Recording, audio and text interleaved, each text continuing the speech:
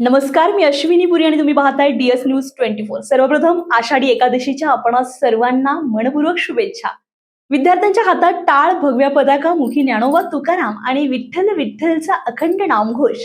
तर टाळ मृदुंगाच्या गजरामध्ये फुगडी, गोल रिंगण आणि पालखी सोहळ्यामुळे संपूर्ण साकूर परिसर भक्तिमय वातावरणाने दुमदुमून गेलाय।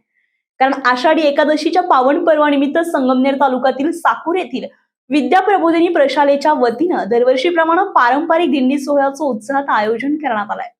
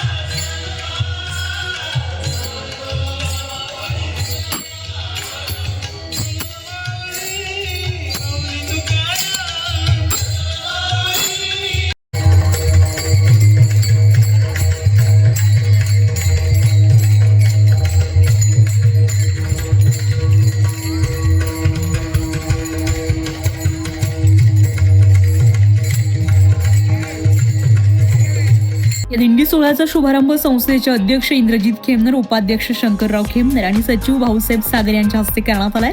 यावेळी प्राचार्य गुलशन जमादार, मुख्याध्यापक सुभाष गुगरकर, रजिस्ट्रार हेमचंद्र होळकर, हरिभक्त परायण रुपेश महाराज नाईकवाडी, पालक, ग्रामस्थ आणि शिक्षक वृंद मोठ्या संख्येने उपस्थित होते। यंदाच्या दिंडीमध्ये सुमारे 1100 विद्यार्थी वारकरी वेशभूषेमध्ये सहभागी झालेले होते। विद्यार्थ्यांनी पांढरा कुर्ता, धोतर, गांधी टोपी तर विद्यार्थिनींनी नऊवारी साडी परिधान करून हातात भगवे झेंडे, टाळ, मृदुंग आणि डोक्यावर तुळशी वृंदावन घेत वारकरी परंपरेचं दर्शन घेतलंय।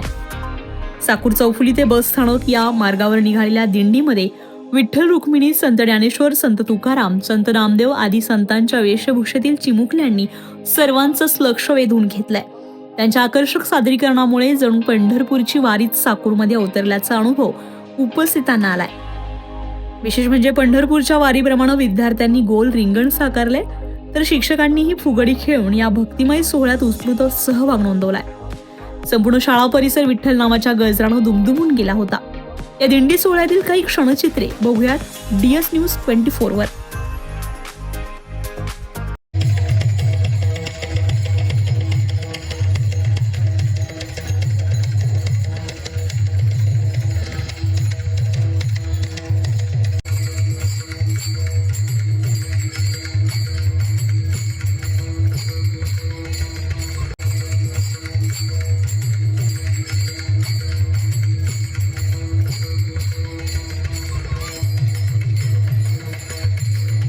हे आपल्या व्यस्त कार्यक्रमातून वेळ देऊन आमच्या शैक्षणिक संकुलासाठी वेळ देतात, त्यांच्यासाठी जोरदार टाळ्या वाजवत एकदा।